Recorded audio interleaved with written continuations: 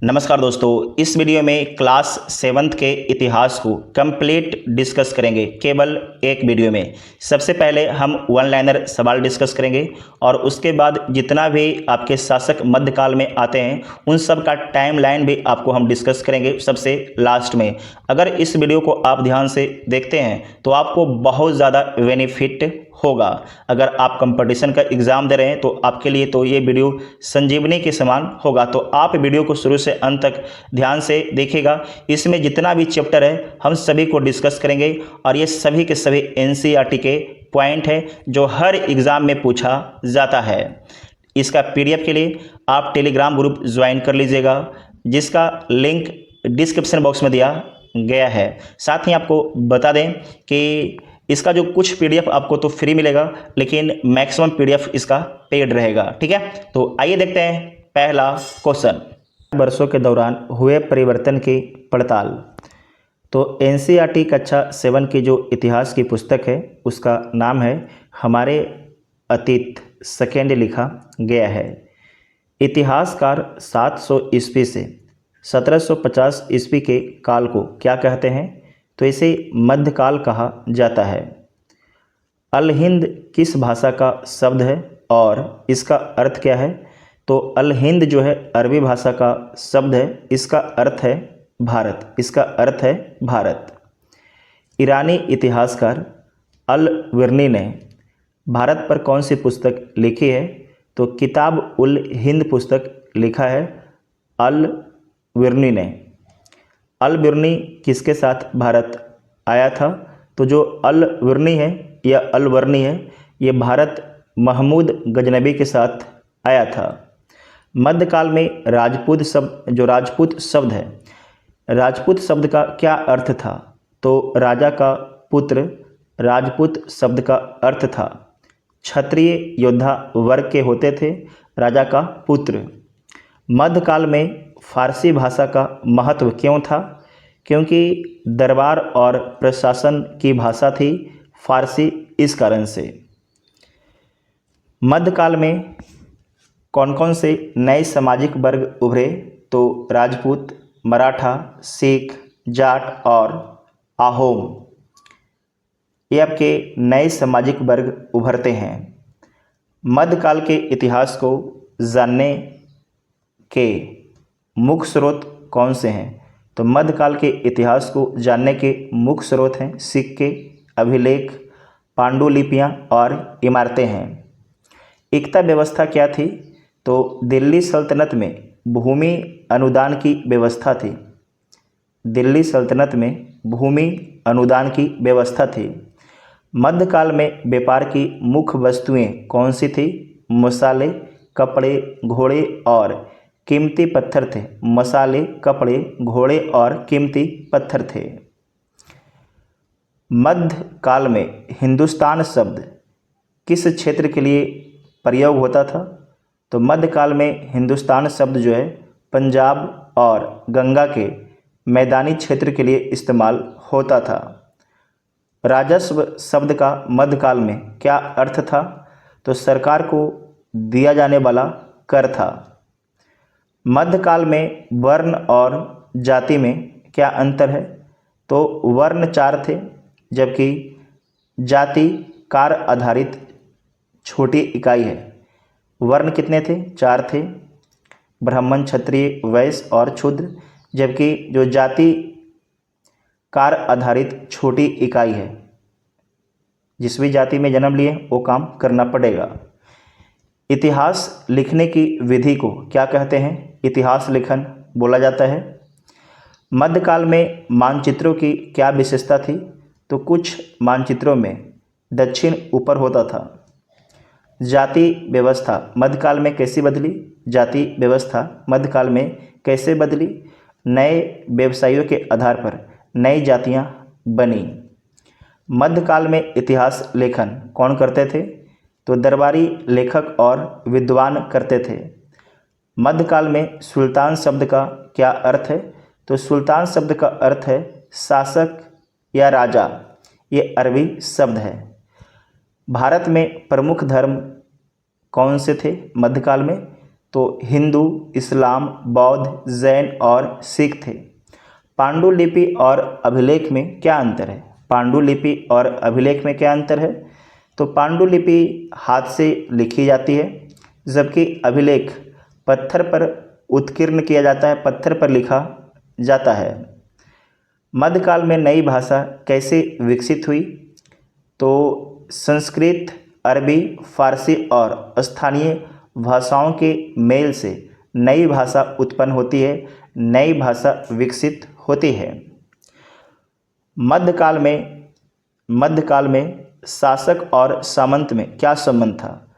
तो सामंत शासक के अधीन होता था और कर सेना देता था, कर भी देता था और सेना से सहयोग भी करता था। नेक्स्ट है तवारीख क्या होती थी? तो तवारीख मध्यकाल में लिखे गए इतिहास ग्रंथ है और यह फारसी भाषा में लिखा गया था। अल विरनी ने भारत के किन पहलुओं का वर्णन किया? धर्म के बारे में, समाज, विज्ञान और भूगोल का वर्णन करता है। मध्यकाल में मंदिर और मस्जिद की भूमिका क्या थी? तो धार्मिक, सामाजिक और शैक्षणिक थी। धार्मिक, सामाजिक और शैक्षणिक थी मंदिर और मस्जिद की भूमिका। नेक्स्ट है कि समसब क्या था? तो ये था वंशानुगत उपाधि और सत्ता की परंपरा थी।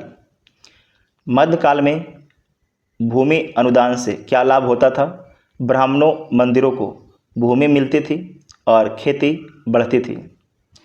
मध्यकाल में फारसी भाषा में कौन से ग्रंथ लिखे गए?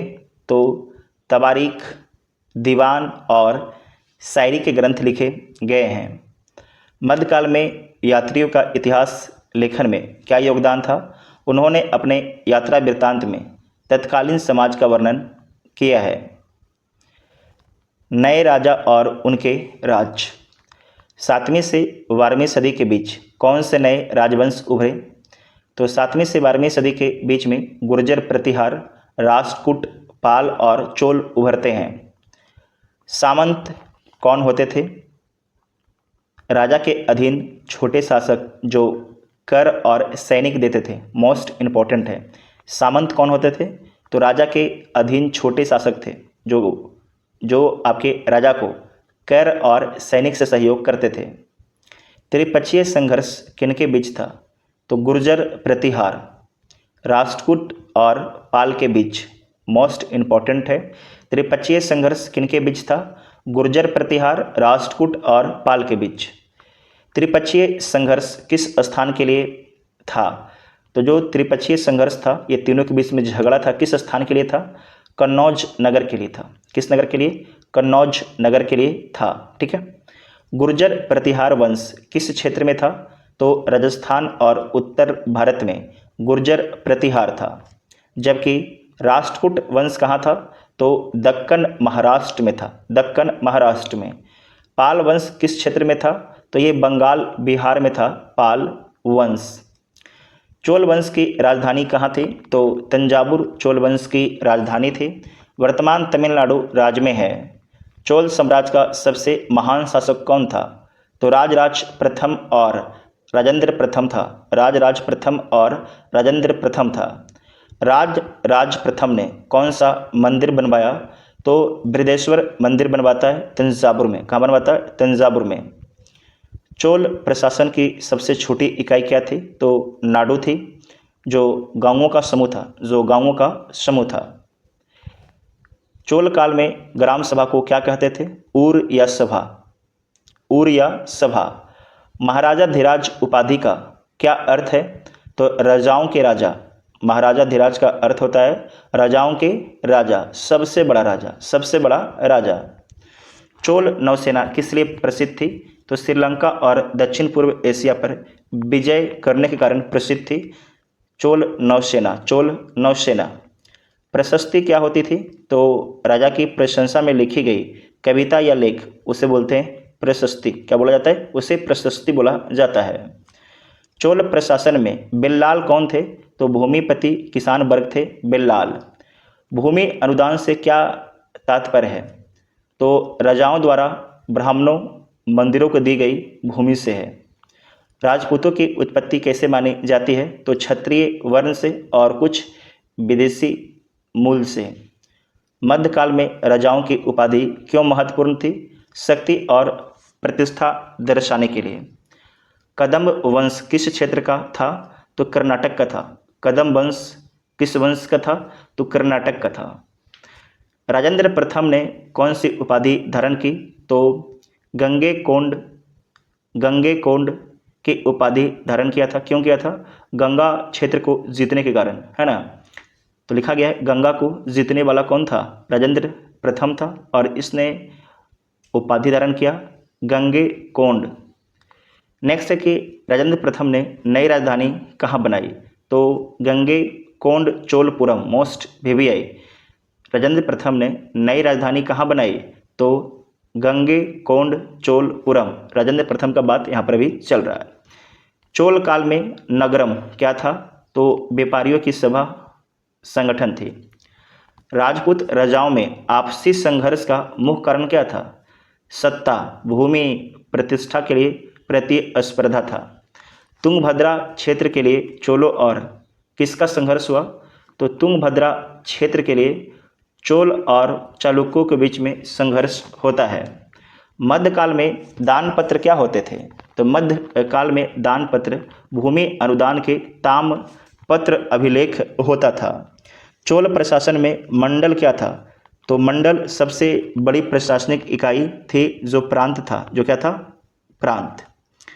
बोला गया कि बत्ताकिक या नाडू बिलोर कौन थे? तो चोल प्रशासन में नाडू के प्रमुख थे। राजपूत काल में पृथ्वीराज चौहान कौन थे? तो अजमेर और दिल्ली के चौहान राजा थे। राजपूत काल में पृथ्वीराज चौहान कौन थे? अजमेर और दिल्ली के चौहान राजा थे। तराइन का पहला युद्ध कब और किनके बीच हुआ? तो 1191 में पृथ्वीराज चौहान और मोहम्मद गौरी के बीच हुआ। इसमें पृथ्वीराज चौहान की जीत होती है। तराइन का दूसरा युद्ध कब और परिणाम क्या हुआ? तो 1192 में पृथ्वीराज चौहान और मोहम्मद गौरी के बीच में। और इसमें याद रखिएगा कि पृथ्वीराज चौहान की पराजय होती है। गौरी की जीत और चौहान राज क्या हो जाता है? समाप्त हो जाता है, क्योंकि पृथ्वीराज चौहान यहाँ पर हार जाते हैं। उसके बाद है दिल्ली के सुल्तान। दिल्ली सल्तनत की स्थापना कब हुई? तो 1206 ईस्वी में। दिल्ली सल्तनत का पहला वंश कौन था? तो गुलाम वंश है। इसी को इलवरी तुर्क भी बोला जाता है। जो गुलाम वंश है ये आपके इलवरी तुर्क थे। कौन तुर्क थे? इलवरी तुर्क थे। दिल्ली सल्तनत का पहला सुल्तान कौन था? तो कुतुबुद्दीन ऐबक था। कुतुबुद्दीन ऐबक। कुतुब मीनार किसने बनवाना शुरू किया था? तो कुतुबुद्दीन ऐबक ने शुरू किया था। कुतुब मीनार किसने पूरी करवाई? तो इल्तुतमिश के द्वारा पूरी करवाया गया था। कुतुब मीनार की ऊंचाई कितनी है? तो लगभग 72.5 मीटर है। इल्तुतमिश का शासनकाल कब था? तो जो इल्तुतमिश है इसका शासनकाल 1210 से 1236 है। रजिया सुल्तान कौन थी? तो दिल्ली की पहली महिला सुल्तान है जो 1236 से 1240 तक शासन करती है। आपके रजिया सुल्तान 1236 से 1240 तक। ठीक है। रजिया सुल्तान किसकी पुत्री थी? तो इल्तुतमिश की पुत्री थी। एकता व्यवस्था किसने शुरू की? तो इल्तुतमिश के द्वारा शुरू किया गया था एकता व्यवस्था। ठीक है। चालीसा यानी कि चहलगानी क्या था? चालीसा क्या था? तो इल्तुतमिश के 40 शक्तिशाली तुर्की सरदारों का एक दल था। बलबन का शासनकाल कब से कब तक है? तो 1266 से 1287 तक है बलबन का शासनकाल। बलबन ने कौन सी नीति अपनाई? तो लौह और रक्त की नीति अपनाई। लौह और रक्त की नीति अपनाई। कठोर शासन की नीति अपनाया गया था बलबन के द्वारा। दीवान एक खास क्या था? तो राजा का निजी दरबार था। यहाँ पर खास लोग ही आते थे दीवान एक खास में। दीवान ए आम क्या था? तो आम जनता के लिए सार्वजनिक दरबार था। आपके दीवान एक खास ये भी दरबार है लेकिन खास लोगों के लिए, और दीवान ए आम ये भी दरबार है लेकिन आम लोगों के लिए। ठीक है। अलाउद्दीन खिलजी का शासनकाल कब था? कब से कब तक है? तो 1296 से 1316 तक है। अलाउद्दीन खिलजी ने कौन सी अब बाजार नीति लागू की, तो मूल नियंत्रण नीति लागू करता है अलाउद्दीन खिलजी, जिसे बाजार सुधार बोला जाता है। अलाउद्दीन खिलजी ने मंगोल आक्रमण कैसे रोका? तो शक्तिशाली सेना और किलेबंदी से अलाउद्दीन खिलजी ने मंगोल आक्रमण रोका था। खराज क्या था? तो भूमि कर था, जो उपज का 50% था। ये 50% लेता था अलाउद्दीन खिलजी, याद रखिएगा।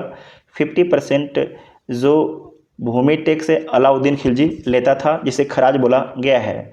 मोहम्मद बिन तुगलक की राजधानी परिवर्तन योजना क्या थी? तो दिल्ली से देवगिरी, जिसे दौलताबाद भी बोला जाता है, तो दिल्ली से देवगिरी राजधानी बदलनी थी। मोहम्मद बिन तुगलक का सांकेतिक मुद्रा प्रयोग क्यों असफल हुआ? लोगों ने नकली सिक्के बनाए और इस कारण से जो मोहम्मद बिन तुगलक का जो सांकेतिक मुद्रा प्रयोग था वह असफल हो गया। फिरोज तुगलक ने क्या क्या बनवाया? तो नहरें बनवाई, अस्पताल, मदरसे, ये सारे निर्माण करवाता है। फिरोज तुगलक ने कितनी नहरें बनवाई? तो लगभग 5 बड़ी नहरें बनवाई। तैमूर ने भारत पर कब आक्रमण किया? तो 1398 में तैमूर ने भारत पर आक्रमण किया था।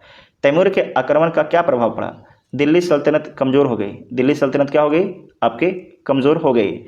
दिल्ली सल्तनत के 5 वंश कौन से थे? तो गुलाम, खिलजी, तुगलक, सैयद और लोदी वंश। लोदी वंश का अंतिम सुल्तान कौन है? तो इब्राहिम लोदी। कौन है? इब्राहिम लोदी है। दिल्ली सल्तनत का अंत कब और कैसे हुआ? तो 1526 में बाबर ने पानीपत में इब्राहिम लोदी को हराता है। तो पानीपत का प्रथम युद्ध 1526 में। सुल्तान की सेना में कौन कौन से विभाग होते थे? तो पैदल, घुड़सवार, हाथी सवार और तोपखाना विभाग होते थे, और भी बहुत सारे विभाग थे। दिल्ली सल्तनत में काजी की क्या भूमिका थी? तो धार्मिक कानून, शरिया के अनुसार न्याय करना, ये जो काजी है इसका काम था। दीवान ए वजारत क्या था? तो राजस्व और वित्त का मंत्रालय है दीवान ए वजारत, ध्यान से याद रखिएगा। दीवान ए वजारत क्या था? तो राजस्व और वित्त का मंत्रालय था। दीवान ए अर्ज क्या था? तो ये सैन्य विभाग था, सेना संबंधी काम करता था। मुक्ति कौन होते थे? तो एकता के प्रशासक जो कर वसूल करते थे उसी को बोला गया मुक्ति। दिल्ली सल्तनत में उलेमा कौन थे? तो इस्लामी विद्वान जो धार्मिक मामलों में सलाह देते थे। खिलजी वंश का संस्थापक कौन था? तो जलालुद्दीन खिलजी संस्थापक थे। उसके बाद है मुग़ल साम्राज्य की स्थापना किसने की? तो बाबर के द्वारा जो है मुग़ल साम्राज्य की स्थापना किया गया था 1556 में। बाबर कहाँ का शासक था? तो फरगना मध्य एशिया का शासक था। पानीपत की पहली लड़ाई कब हुई? तो 1526 में, दूसरा 1556 में और तीसरा 1761 में।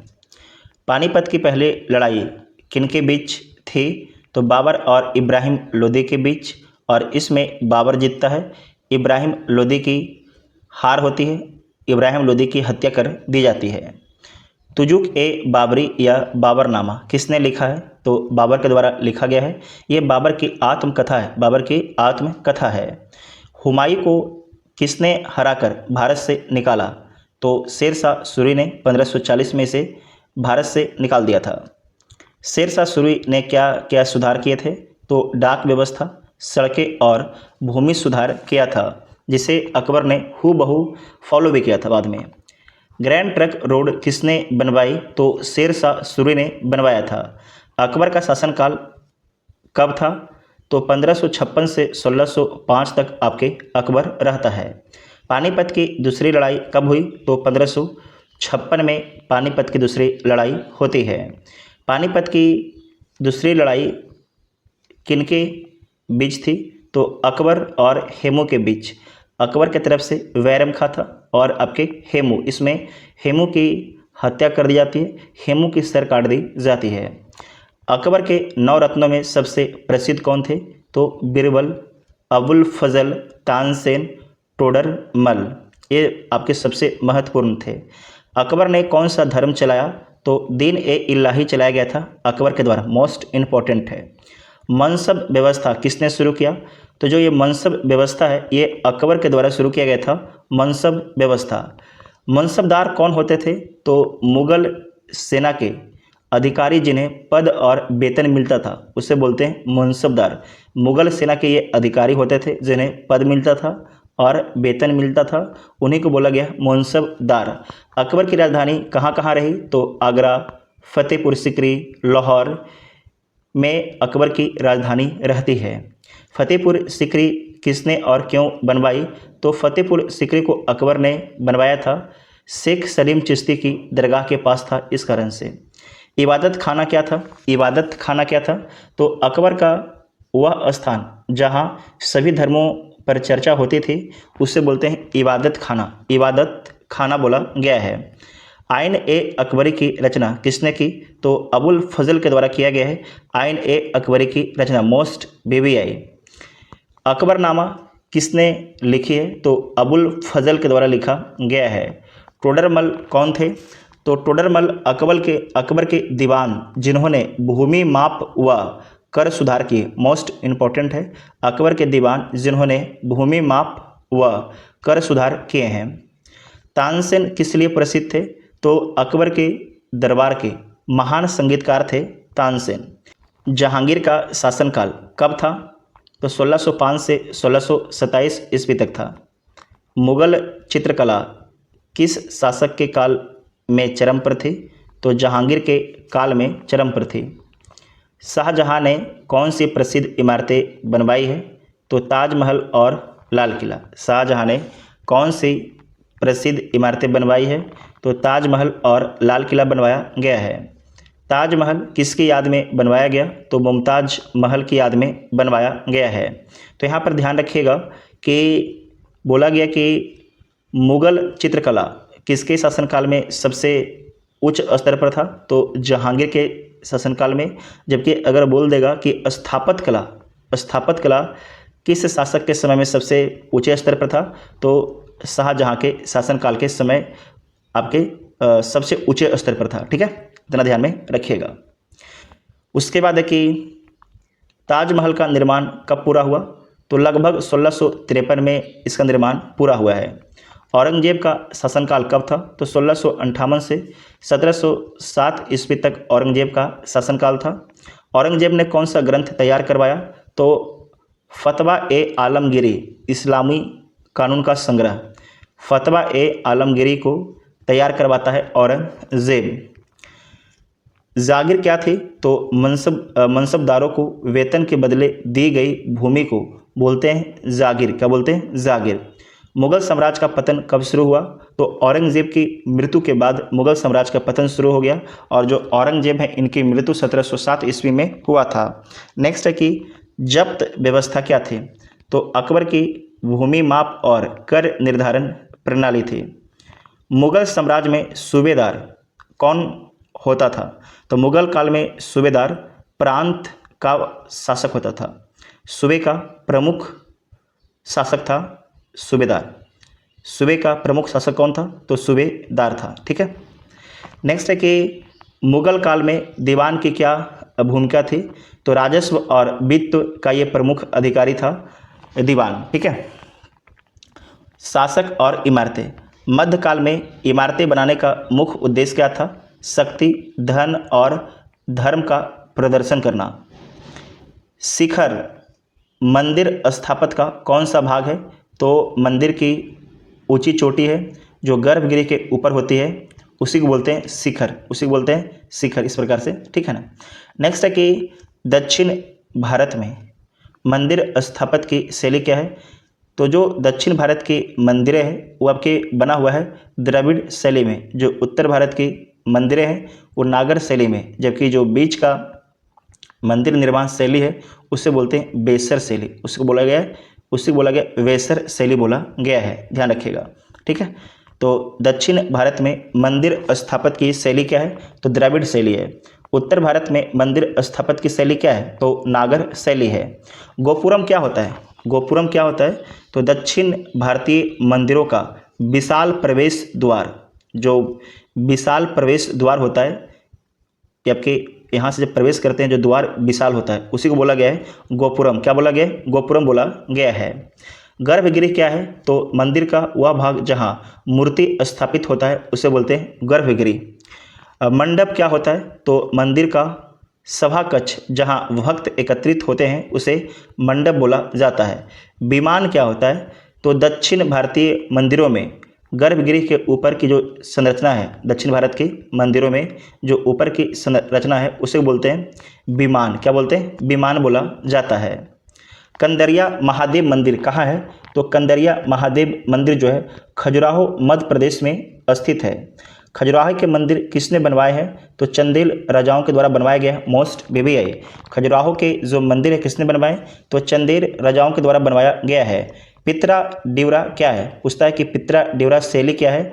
तो पत्थर पर रंगीन पत्थरों की जड़ाई की कला है। फिर से बोलते हैं पत्थर पर रंगीन पत्थरों की जड़ाई की कला है पित्रा डिवरा। मुगल बाग की विशेषता क्या थी? तो 4 बाग शैली थी, चारों भागों में विभाजित था।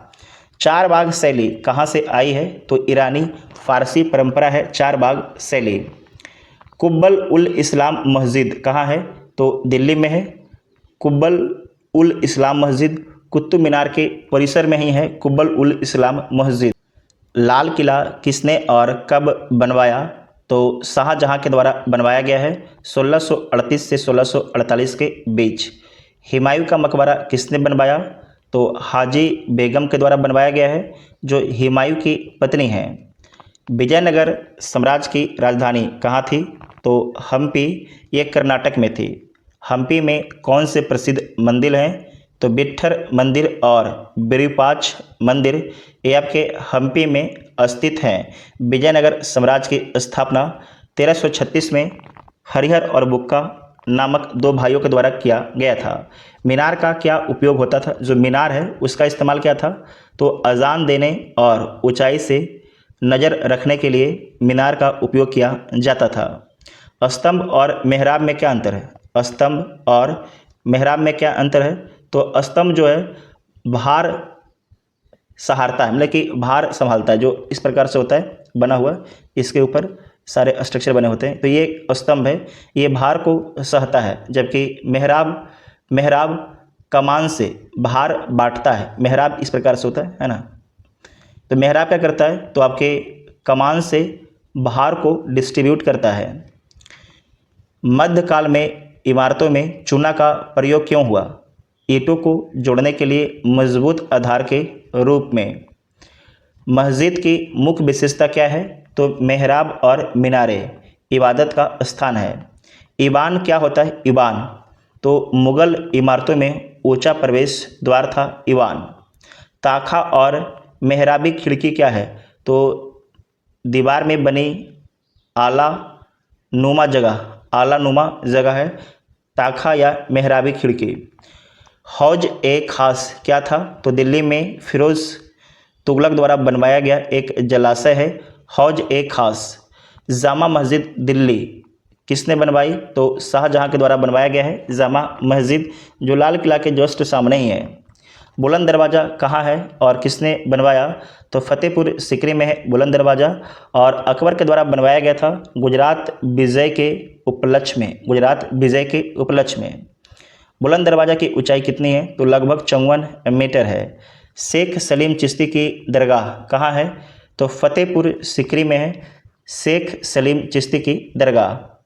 लाल बलुआ पत्थर का मुगल स्थापत्य में क्या महत्व था? तो अकबर के काल की इमारतें इसी से बनी हैं, लाल बलुआ पत्थर से ही बना हुआ है। नगर, व्यापारी और कारीगर। मध्यकाल में प्रमुख व्यापार केंद्र कौन थे? तो मछलीपट्टनम, सूरत, दिल्ली और आगरा थे। सराय क्या होती थी? तो व्यापारियों और यात्रियों के ठहरने की जगह को सराय बोला जाता था। श्रेणी की भूमिका क्या होती थी? श्रेणी की भूमिका तो एक व्यवसाय के कारीगरों व्यापारियों का संगठन था। श्रेणी एक व्यवसाय के कारीगरों और व्यापारियों का संगठन था। मध्यकाल में भारत से निर्यात की मुख्य वस्तुएं कौन सी थी? सूती कपड़े, मसाले, नील और हीरे थे। काली मिर्च को काला सोना क्यों कहते थे? क्योंकि अत्यधिक महंगा और ऊंचे दाम के कारण इसे काला सोना बोला जाता था। पुर्तगाली भारत में कब आए? तो 1498 में। वास्को डी गामा सबसे पहले भारत में आता है और कहाँ आता है? कालीकट में आता है। तो पुर्तगाली भारत में कब आए? 1498 में। सबसे पहले वास्को डी गामा केरल के कालीकट बंदरगाह पर आता है, जिसका स्वागत जमोरिन करता है। उसके बाद है कि मसूलीपट्टनम किस लिए प्रसिद्ध था? तो कपड़े के व्यापार के लिए प्रसिद्ध था। कालिको के व्यापार के लिए प्रसिद्ध था मसूलीपट्टनम। हुंडी क्या थी? तो एक प्रकार का हवाला या विनिमय पत्र था। हुंडी क्या थी? तो एक प्रकार के हवाला या विनिमय पत्र था। मध्यकाल में कारखाना क्या था? तो राजकीय शिल्पशाला जहां कारीगर काम करते थे। सूरत किस लिए प्रसिद्ध था? तो मुगल कालीन सबसे बड़ा व्यापारिक बंदरगाह था सूरत, इसलिए प्रसिद्ध था। ईस्ट इंडिया कंपनी की स्थापना कब हुई? तो 1600 ईस्वी में। और इसकी स्थापना कहाँ होता है? तो इंग्लैंड में होता है। उसका देखिए जवाहरात व्यापार का प्रमुख केंद्र कौन सा था? तो गोलकुंडा, जो हैदराबाद के पास में स्थित है। ठीक है। नील की खेती कहाँ होती थी? तो राजस्थान, आगरा और बंगाल में। राजस्थान, आगरा और बंगाल में। बंजारे कौन थे? तो घुमंतू व्यापारी जो अनाज और पशु ले जाते थे। मध्यकाल में महाजन कौन थे? तो साहूकार जो पैसा उधार देता था उसे बोला गया महाजन। चिट्टी या सिट्टी कौन थे? तो दक्षिण भारत के प्रमुख व्यापारी समुदाय को बोला गया है चिट्टी या सिट्टी बोला गया है। मुगल काल में नील का निर्यात कहाँ होता था? तो यूरोप को। कहाँ होता था? यूरोप को। कपड़े रंगने के लिए। मुल्तान और लाहौर की व्यापारिक भूमिका क्या थी? तो मध्य एशियाई व्यापार के प्रमुख केंद्र कौन थे? तो मुल्तान और लाहौर आज पाकिस्तान में है। मध्यकाल में बुनकरों की दशा कैसी थी? तो कमज़ोर थी, व्यापारियों पर निर्भर रहते थे। वस्त्र उद्योग का प्रमुख केंद्र कहाँ था? तो ढाका था, जो मलमल के लिए प्रसिद्ध था। सूरत और आगरा भी वस्त्र उद्योग के लिए प्रसिद्ध था। ढाका मलमल किस लिए प्रसिद्ध था? अत्यंत महीन और कीमती कपड़े के लिए प्रसिद्ध था। फ्रांसीसी, डच, अंग्रेज भारत में व्यापार के लिए कब आए? तो 17वीं सदी की शुरुआत में आते हैं। 17वीं सदी की शुरुआत मतलब 1600 ईस्वी की शुरुआत में आते हैं। मध्यकाल में सेठ कौन होते थे? तो बड़े व्यापारी जो उधार और लेन देन का काम करते थे उन्हें सेठ बोला जाता था। पत्तन क्या होता था? तो समुद्र तटीय व्यापार केंद्र या बंदरगाह को पत्तन बोला जाता था। मध्यकाल में काफिला क्या था? व्यापारियों का एक साथ चलने वाला दल को बोलते हैं काफिला। मध्यकाल में शुल्क या चुंगी क्यों लगाया जाता था? व्यापारिक माल पर कर के रूप में राजस्व के लिए लगाया जाता था। कालीकट किस लिए प्रसिद्ध है? मसालों और कपड़ों के व्यापार के लिए प्रसिद्ध है कालीकट। मध्यकाल में लोहारगढ़ और कुम्हार बस्ती क्या थे? तो शहरों में कारीगरों के विशेष मोहल्ले थे लोहारगढ़ और कुम्हार बस्ती। कलाल कौन होते थे? तो शराब बनाने और बेचने वाले व्यापारी को कलाल बोला जाता है। मध्यकाल में व्यापार संतुलन भारत के पक्ष में क्यों था? निर्यात अधिक था, सोने चांदी के रूप में भुगतान मिलता था भारत को, इसलिए। जनजातियां खानाबदोश और एक जगह बसे हुए समुदाय। तो देखिएगा जनजातियां या कबीला क्या होता है? तो एक ही वंश और परंपरा के लोगों का समूह होता है। खानाबदोश कौन होते हैं? तो एक जगह ना रहकर घूमते रहने वाले लोग होते हैं खानाबदोश। पशुचारक कौन होते हैं? पशुओं को चराते हुए घूमने वाले लोग को पशुचारक कहते हैं। मध्यकाल में प्रमुख जनजातियां कौन कौन सी थी? तो गोंड, अहोम, भील, आपके गख्खर। गोंड जनजाति कहाँ रहती थी? तो मध्य भारत, मध्य प्रदेश, छत्तीसगढ़ में। गोंड शासकों का सबसे प्रसिद्ध राज्य कौन सा था? तो गढ़कटंगा, जबलपुर क्षेत्र में है। गोंड राज की प्रसिद्ध रानी का नाम क्या था? तो रानी दुर्गावती। मोस्ट वीवीआई, गोंड राज की प्रसिद्ध रानी का नाम क्या था? तो रानी दुर्गावती था। रानी दुर्गावती ने किसके विरुद्ध संघर्ष किया था? तो मुगल सेनापति आसफ खां के विरुद्ध में। याद रखिएगा, मुगल सेनापति आसफ खां के विरुद्ध में संघर्ष किया था। नेक्स्ट है कि अहोम जनजाति कहाँ थी? तो अहोम जनजाति असम में थी। अहोम की स्थापना किसने की? तो अहोम की स्थापना सुखफा के द्वारा किया गया था, 1228 में किया गया था।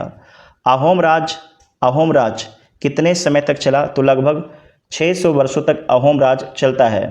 अहोम समाज में पाइक कौन थे? तो अहोम समाज में जो पाइक थे, राज के लिए काम करने वाले लोग जो आपके बेगार थे।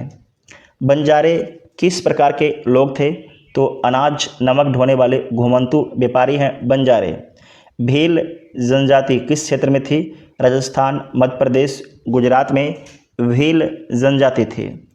उसके बाद है कि गख्खर कौन थे? तो पंजाब के पहाड़ी क्षेत्र की जनजाति है गख्खर। हिमाचल के गद्दी लोग क्या करते थे? तो पशुपालन और मौसमी प्रवास करते थे। उसके बाद है कि धांगड़ जनजाति कहाँ थी? तो महाराष्ट्र में थी, महाराष्ट्र में। मध्यकाल में जनजातियाँ कर कैसे देती थी? तो वन उत्पाद, पशु या श्रम के रूप में आपके कर दिया करती थी। जनजातीय क्षेत्रों में प्रमुख उत्पाद क्या थे? लकड़ी, हाथी, मसाले, वन उत्पाद थे। स्वायत्त जनजातियाँ किन क्षेत्रों में रहती थी? जंगलों, पहाड़ों, दूरदराज इलाकों में स्वायत्त में स्वतंत्र जनजातियाँ रहती थी। उसका देखिए मोमिया कौन थे? तो पूर्वोत्तर भारत की जनजातियाँ हैं मोमिया। वर्गी या रामोसी कौन थे? तो महाराष्ट्र की जनजातियाँ जो मराठा सेना में शामिल थी। मोस्ट इम्पोर्टेंट है। जनजातियाँ प्रमुख को क्या कहते हैं? जनजातियाँ प्रमुख को क्या कहते थे? तो मुखिया, सरदार या राजा बोला जाता था। गोंड राज में गढ़ क्या था? तो प्रशासनिक इकाई थी। एक गढ़ में 84 गांव होते थे। Most important. अहोम राज ने मुगलों का आक्रमण कैसे रोका? तो गुरिल्ला युद्ध पद्धति और असम की भूगोल से। अहोम राज ने मुगलों का आक्रमण कैसे रोका? तो गुरिल्ला युद्ध पद्धति और असम की भूगोल से। वन उत्पाद कौन कौन से थे जो जनजातियां देती थी? तो लाख, शहद, मोम, हाथी दांत और चंदन। सरहुल किस जनजाति का त्यौहार है? तो झारखंड की उराव और मुंडा जनजाति का त्यौहार है सरहुल। मध्यकाल में जनजातियाँ समाज की विशेषता क्या थी? तो समानता पर आधारित, कोई कठोर जाति भेद नहीं होना। सरहुल किस जनजाति का त्यौहार है? तो झारखंड के उराव और मुंडा जनजाति का त्यौहार है। मध्यकाल में जनजातीय समाज की विशेषता क्या थी? तो मध्यकाल में जनजातीय समाज की जो विशेषता है, समानता पर आधारित, कोई कठोर जाति भेद नहीं था जनजातियों में। गोंडवाना क्षेत्र का नाम किससे पड़ा है? तो गोंड जनजाति के नाम से गोंडवाना क्षेत्र का नाम पड़ा है। जनजातियों और मुगल साम्राज्य का संबंध कैसा था? तो कुछ जनजातियां मुगल अधीनता में और कुछ स्वतंत्र रही हैं। ईश्वर से अनुराग भक्ति आंदोलन कब और कहाँ शुरू हुई? तो 8वीं सदी में दक्षिण भारत में भक्ति आंदोलन शुरू होता है। भक्ति आंदोलन के प्रमुख संत कौन थे? कबीर, मीरा, तुकाराम, रामानंद, नामदेव। अलवार संत कौन थे? तो विष्णु के उपासक थे। दक्षिण भारतीय भक्त कवि हैं। नैनार संत कौन है? तो ये शिव के उपासक हैं, दक्षिण भारतीय भक्त कवि हैं। तो इसमें याद रखिएगा, अलवार ये विष्णु को पूजते हैं, विष्णु के उपासक हैं, जबकि नैनार मीन्स शिव को पूजते हैं। नयन मीन्स आँख होता है, तो याद रखिएगा शिव का तीसरा आँख। तो नैनार संत शिव के उपासक हैं। अलवार और नैनार संतों ने किस भाषा में रचनाएं की? तो तमिल भाषा में रचनाएं की है। कबीर का जन्म कहाँ हुआ है? तो वाराणसी में हुआ है, उत्तर प्रदेश में है। कबीर किस वर्ग से संबंधित हैं? तो जुलाहा बुनकर परिवार से संबंधित हैं। नेक्स्ट है कि कबीर की रचनाएं किसमें संग्रहित है, तो गुरु ग्रंथ साहिब और बीजक में। जो कबीर की रचनाएं हैं किसमें संग्रहित है, गुरु ग्रंथ साहिब और बीजक में। कबीर के दोहे में मुख्य संदेश क्या था, जाति धर्म से ऊपर उठकर ईश्वर से प्रेम करो। मीराबाई कौन थी, तो राजस्थान की कृष्ण भक्त कवित्री थी। मीराबाई के गुरु कौन थे, तो रविदास जी थे, रविदास। सूफी कौन होते हैं, तो सूफी कौन होते हैं, तो इस्लाम के रहस्यवादी संत जो ईश्वर से प्रेम पर बल देते हैं। खानकाह क्या होता है, तो सूफी संतों का आश्रय या निवास स्थान को खानकाह बोला जाता है। सिलसिला क्या है, तो सूफी परंपरा में गुरु शिष्य की श्रृंखला है। निजामुद्दीन औलिया का दरगाह कहाँ है, तो दिल्ली में है निजामुद्दीन औलिया का दरगाह। चिश्ती सिलसिला की शुरुआत किसने की, तो ख्वाजा मोइनुद्दीन चिश्ती के द्वारा किया गया है। गुरु नानक देव का जन्म कब और कहाँ हुआ, तो 1469 में तलवंडी नानकाना साहिब पाकिस्तान में हुआ है। 1469 में तलवंडी नानकाना साहिब पाकिस्तान में हुआ है। सिख धर्म के प्रथम गुरु कौन थे, तो गुरु नानक देव जी थे सिख धर्म के प्रथम गुरु। गुरु नानक देव जी का मुख्य संदेश क्या था, एक ईश्वर, सेवा, सिमरन और कीर्तन करो। तुकाराम किस राज्य के संत थे, तो महाराष्ट्र राज्य के संत थे तुकाराम। के ज्ञानेश्वर ने कौन सी रचना की है, तो ज्ञानेश्वरी लिखा गया है। ज्ञानेश्वरी क्या है, तो भागवत गीता का मराठी अनुवाद है। रामानंद के प्रमुख शिष्य कौन कौन थे, रामानंद के प्रमुख शिष्य कौन कौन थे, तो कबीर, रविदास, धन्ना और पीपा थे। भक्ति आंदोलन का समाज पर क्या प्रभाव पड़ा, तो जाति भेद कम हुआ, सामाजिक समानता बढ़ती है। नामदेव कौन थे, तो महाराष्ट्र के एक दर्जी भक्त संत थे। सूफी संगीत को क्या कहते हैं, तो कव्वाली बोला जाता है सूफी संगीत को। शंकर देव कौन थे, तो असम के वैष्णव भक्त संत थे शंकर देव। उसके बाद है कि बसवेश्वर या वासवन्ना कौन थे, तो कर्नाटक के लिंगायत आंदोलन के संस्थापक थे बसवेश्वर या वासवन्ना। लिंगायत आंदोलन की विशेषता क्या थी, तो जाति व्यवस्था का विरोध और शिव भक्ति करना। रविदास जी किस वर्ग से थे, तो चमार वर्ग से थे रविदास जी, और मोची का काम करते थे रविदास जी। उसके बाद है कि अक महादेवी कौन थी, तो कर्नाटक की वीरशैव महिला भक्त कवित्री थी अक महादेवी। नेक्स्ट है कि क्षेत्रीय संस्कृतियों का निर्माण। मध्यकाल में क्षेत्रीय भाषाओं का विकास क्यों हुआ, स्थानीय शासकों ने क्षेत्रीय संस्कृतियों को प्रोत्साहन दिया, इस कारण से क्षेत्रीय भाषाओं का विकास हुआ। कथकली नृत्य किस राज्य का है, तो केरल का है। मणिपुरी नृत्य किस राज्य का है, तो मणिपुर राज्य का है। ओडिसी उड़ीसा का है। जगन्नाथ मंदिर कहाँ है, तो पूरी उड़ीसा में स्थित है, पूरी उड़ीसा में स्थित है। जगन्नाथ मंदिर किसने बनवाया, तो राजा अनंत वर्मन चोडगंग ने बनवाया। राजा अनंत वर्मन चोडगंग ने बनवाया था। रथ यात्रा किस मंदिर से जुड़ी हुई है, तो पुरी के जगन्नाथ मंदिर से रथ यात्रा जुड़ा हुआ है। बंगाली साहित्य का विकास किस देवी की उपासना से जुड़ा हुआ है, तो दुर्गा और मनसा देवी की उपासना से जुड़ा हुआ है। मंगल काव्य क्या है, तो देवी देवताओं की स्तुति में बंगाली काव्य परंपरा है मंगल काव्य। फिर से बोलते हैं मंगल काव्य क्या है, तो देवी देवताओं की स्तुति में बंगाली काव्य परंपरा है। तमिल क्षेत्र में कंबन किसके लिए प्रसिद्ध है, तो तमिल रामायण के लिए, तमिल रामायण की रचना के लिए प्रसिद्ध है। तमिल रामायण इसे बोलते हैं कंब रामायणम, ठीक है। मीनाक्षी मंदिर कहाँ स्थित है, तो मदुरै तमिलनाडु में स्थित है मीनाक्षी मंदिर। राजपूत चित्रकला की विशेषता क्या है, तो वीर रस प्रेम कहानियों का चित्रण किया गया है राजपूत चित्रकला में। पहाड़ी चित्रकला किस क्षेत्र से है? तो हिमालय के पहाड़ी राजवाड़ों से है पहाड़ी चित्रकला। कव्वाली किस परंपरा का हिस्सा है? तो सूफी परंपरा का संगीत का हिस्सा है। पोंगल त्यौहार किस राज्य का है? तो तमिलनाडु का है। ओणम त्यौहार किस राज्य का है? तो ओणम आपके केरल का है। पोंगल तमिलनाडु, ओणम केरल का है। बिहू असम का है। बिहू असम का है। उसके बाद है कि थेयम क्या है? तो केरल की एक पारंपरिक अनुष्ठान नृत्य कला है थेयम। मध्यकाल में क्षेत्रीय भाषाओं में लिखे ग्रंथों का महत्व क्या है? तो आम लोगों तक ज्ञान पहुंचाने में सहायक। उसके बाद है कि चर्या पद क्या है? तो बंगाली भाषा का सबसे पुराना साहित्य है। ये बौद्ध धर्म से जुड़ा हुआ है। राजस्थानी चित्रकला का विकास कब हुआ? तो 15वीं-16वीं सदी में राजपूत शासकों के काल में। विद्यापति कौन थे? तो विद्यापति मिथिला बिहार के महान कवि मैथिली भाषा के थे, है ना।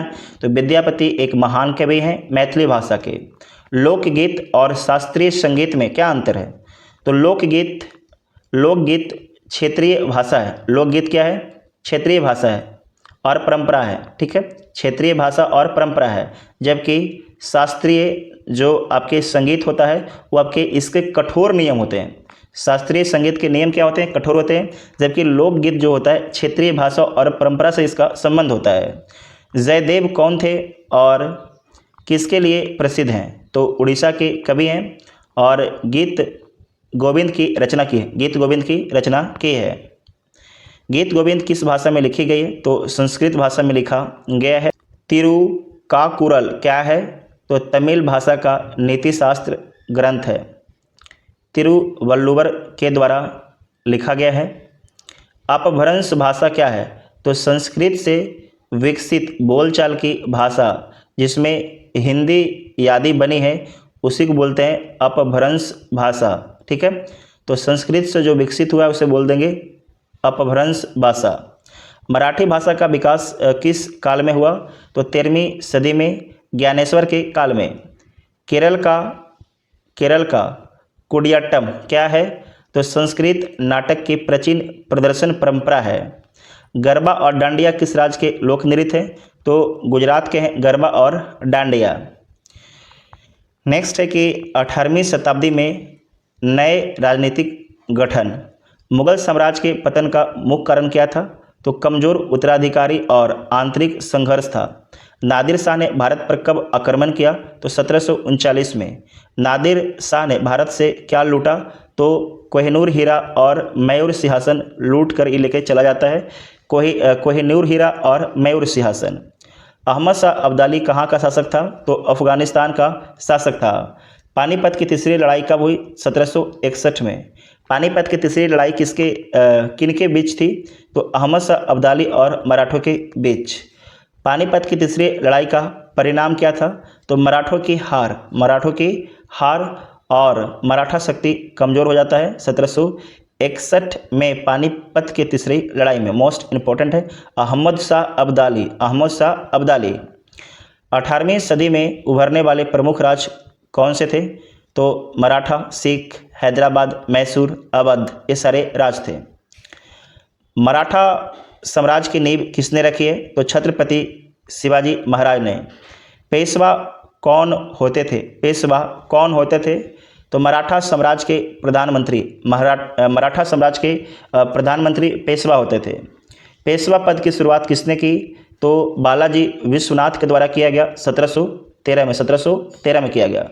हैदराबाद राज्य की स्थापना किसने की? तो निजाम उल मुल्क के द्वारा किया गया है 1724 में किया गया है। हैदराबाद के निजाम की उपाधि क्या थी? तो उपाधि का नाम है आस फजा। अवध का पहला नवाब कौन था? तो शहादत खां था। बुरहान उल मुल्क था। अवध का पहला नवाब कौन था? शहादत खां, जिसे बुरहान उल मुल्क बोला जाता है। मैसूर राज्य के प्रसिद्ध शासक कौन थे? हैदर अली और टीपू सुल्तान थे। हैदर अली पिताजी हैं टीपू सुल्तान के। नेक्स्ट है कि टीपू सुल्तान किस लिए प्रसिद्ध थे? अंग्रेजों से कड़ा संघर्ष करने के लिए प्रसिद्ध थे। टीपू सुल्तान की मृत्यु कब और कहाँ हुई? तो 1799 ईस्वी में श्रीरंगपट्टनम की लड़ाई में इनकी मृत्यु हो जाती है। सिख मिसल क्या थी? सिख मिसल क्या थी? तो सिख सैनिक दल या गुट जो एकजुट होकर लड़ते थे उसे बोला गया सिख मिसल। मिसल कितनी थी? तो टोटल आपके 12 सिख मिसलें थी। रंजीत सिंह ने सिख साम्राज्य की राजधानी कहाँ बनाई? तो लाहौर में जो है रंजीत सिंह ने सिख साम्राज्य की राजधानी बनाई थी। नेक्स्ट है कि रंजीत सिंह का शासनकाल कब था? तो 1801 से 1839 तक था। 18वीं सदी में यूरोपीय कंपनियों ने भारत में क्या किया? तो व्यापारिक केंद्र बनाए और राजनीति में हस्तक्षेप किया। ईस्ट इंडिया कंपनी ने पहली बार भारत में कब पांव जमाए? तो 17वीं सदी के शुरुआत में। पॉलीगर कौन थे? तो दक्षिण भारत के स्थानीय शासक और या जमींदार जिन्हें पॉलीगर बोला जाता है। 18वीं सदी में किसानों की दशा कैसी थी? तो करों के बोझ से दबे हुए थे, आर्थिक दशा बहुत ही खराब था। जाट किस क्षेत्र में शक्तिशाली हुए? तो आगरा और दिल्ली के आसपास के क्षेत्र में जाट शक्तिशाली हुए हैं। जाट राजा सूरजमल किस लिए प्रसिद्ध है? तो भरतपुर रियासत के शक्तिशाली राजा हैं इसलिए प्रसिद्ध हैं 18वीं सदी में। 18वीं सदी में भारत की राजनीतिक स्थिति कैसी थी? तो अस्थिर थी। अनेक छोटे छोटे स्वतंत्र राज्य बन गए थे भारत में। मराठा परिसंघ में कौन कौन से राज्य शामिल हैं? तो सिंधिया, होलकर, भोसले, गायकवाड़, पेशवा, ये सारे आपके मराठा परिसंघ में शामिल थे। सवाई जयसिंह कौन थे? तो जयपुर के राजा जिन्होंने वेधशालाएं बनवाई थी। तो इतना ध्यान में रखिएगा। तो ये सारे क्वेश्चन का काम आपके ख़त्म हो गया, लेकिन यहाँ पर समझिए जो शासक दिया गया है ना, ये भी आपके एग्ज़ाम में आता है। तो क्लास 7 से ही जो भी आपके शासक हैं उसे उनके टाइमलाइन के अनुसार से लिखा गया है। तो सबसे पहले देखिए शासक वंश का नाम, शासनकाल और उन पर एक टिप्पणी लिखा गया है।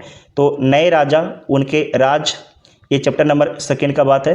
प्रमुख वंश और उनका शासनकाल हम लोग देखते हैं। तो देखिए गुर्जर और प्रतिहार जो वंश है ये 8वीं से 10वीं शताब्दी लगभग 730 से 1036 तक उत्तर भारत में इनका प्रभुत्व रहता है और कन्नौज पर ये नियंत्रण करते हैं गुर्जर प्रतिहार।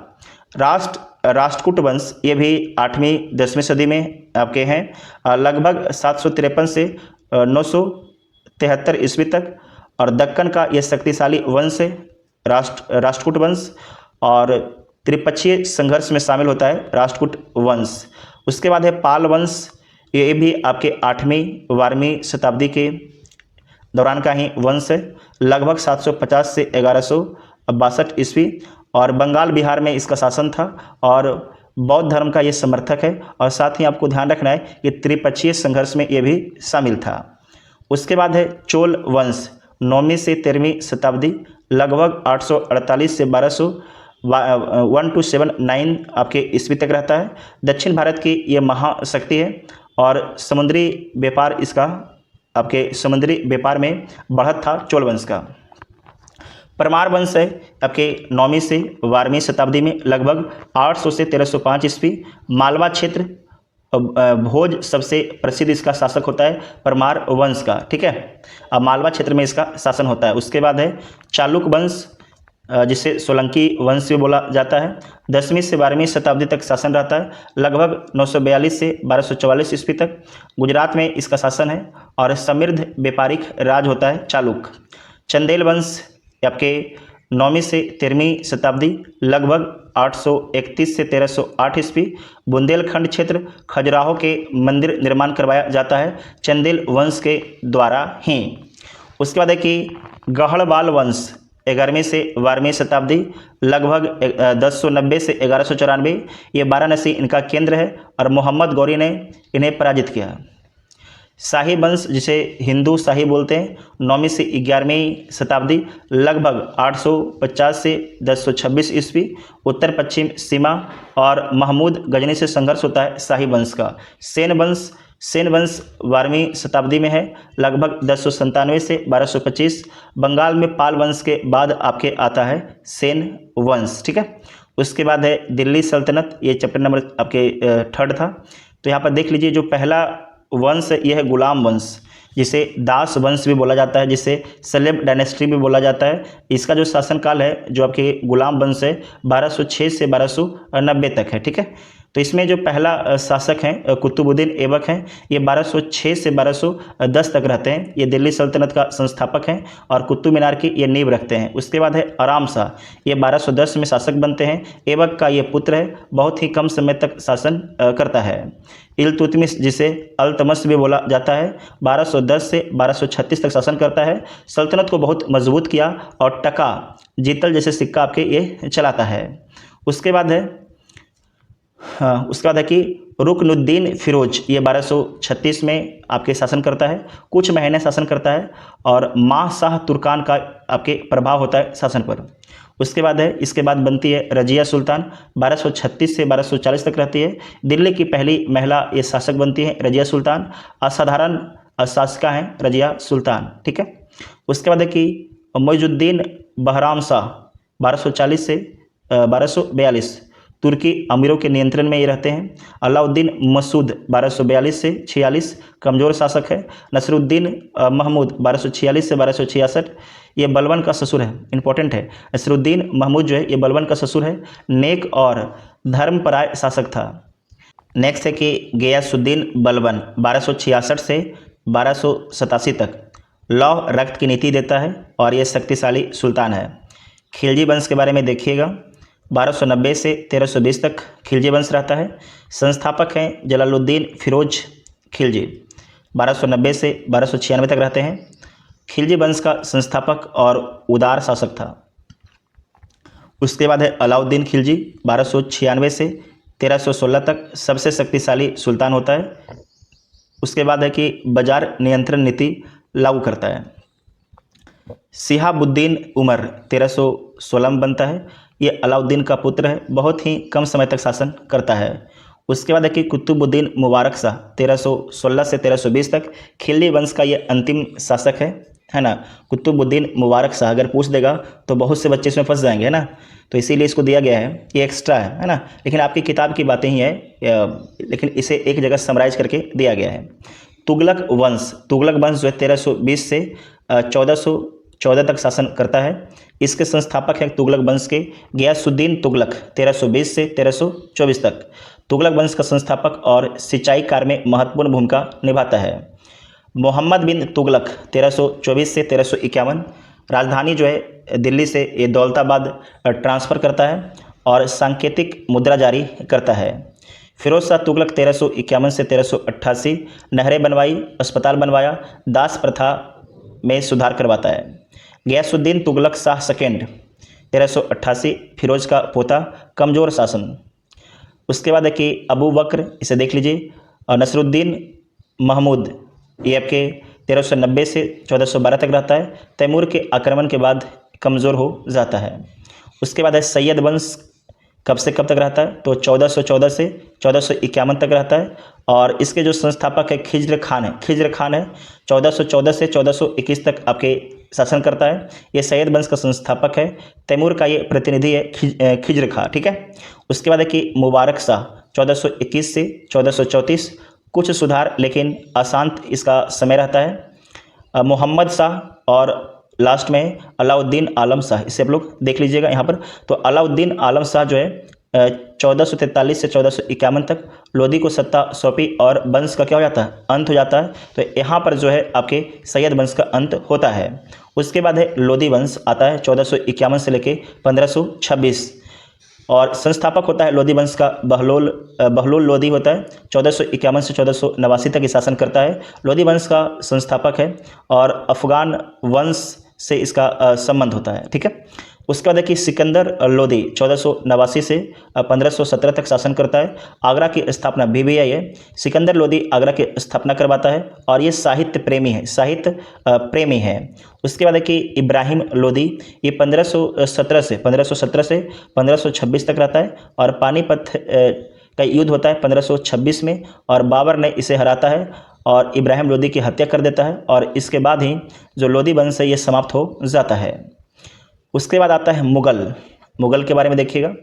तो संस्थापक मुगल के हैं बाबर, जिसे बोलते हैं ज़हीरुद्दीन मोहम्मद बाबर, और 1526 से 1530 तक ये शासन करता है।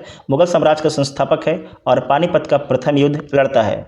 उसके बाद हुमायूं 1530 से 1540 इसका प्रथम चरण है। शेरशाह सूरी से हारकर इसे निर्वासित जीवन जीना पड़ता है। उसके बाद बीच में शेरशाह सूरी आते हैं, सूरी वंश का, और 1540 से 1545 तक शासन करते हैं। हुमायूं को हराया और ग्रैंड ट्रंक रोड बनवाता है और बहुत सारा सुधारवादी काम करता है। उसके बाद पुनः हुमायूं वापस फिर से लौट के आता है और 1555 में लौट के आता है और 1556 में इसकी मृत्यु हो जाती है। 15 वर्ष बाद वापसी, दिल्ली पुनः जीता और उसके बाद सीढ़ियों से गिरकर इसका जीवन लीला स्वाहा। उसके बाद देखिए अकबर का नाम है जलालुद्दीन मोहम्मद अकबर, 1556 से 1605, सबसे महान मुगल शासक है। दीन ए इलाही, सुलह ए कुल जैसी ये नीतियाँ देता है अकबर, ठीक है। उसके बाद है जहांगीर, जिसे बोलते हैं नूरुद्दीन, 1605 से 1627, न्याय की जंजीर, चित्रकला का स्वर्णकाल है। नूरजहां का प्रभाव इसके शासन पर रहता है। शाहजहां, जिसे शहाबुद्दीन बोला भी जाता है, 1628 से 1658 तक शासन करता है। ताजमहल, लाल किला, जामा मस्जिद का निर्माण करवाता है और इसके शासनकाल को स्थापत्य कला का स्वर्णकाल बोला जाता है। औरंगजेब, जिसे मोहिउद्दीन, 1658 से 1707 तक शासन करता है। अंतिम शक्तिशाली मुगल शासक है, दक्षिण अभियान करता, यह कट्टर नीति अपनाता है, ठीक है। उसके बाद है कि यहाँ पर आप देख लीजिए, सारा कुछ आपको हम बता दिए हैं कि जो नए राजा और उनके जो राज है 8वीं से 13वीं सदी में गुर्जर, प्रतिहार, राष्ट्रकूट, पाल, चोल, चंदेल आदि वंश होते हैं। दिल्ली सल्तनत में आपके गुलाम, खिलजी, तुगलक, सैयद, लोधी होते हैं। मुगल में बाबर, हुमायूं, अकबर, जहांगीर, शाहजहां, औरंगजेब। पानीपत का युद्ध होता है 1526 में, आपके बाबर और इब्राहिम लोधी के बीच में, इसमें बाबर जीत जाता है। और इसी के साथ क्लास 7th का हिस्ट्री पूरी तरीके से कंप्लीट हो गया है। वीडियो कैसा लगा आप कमेंट करके ज़रूर बताइएगा। इसका पीडीएफ के लिए आप व्हाट्सएप से कंसल्ट कीजिए, आपको पीडीएफ मिल जाएगा बहुत ही सस्ते रेट में।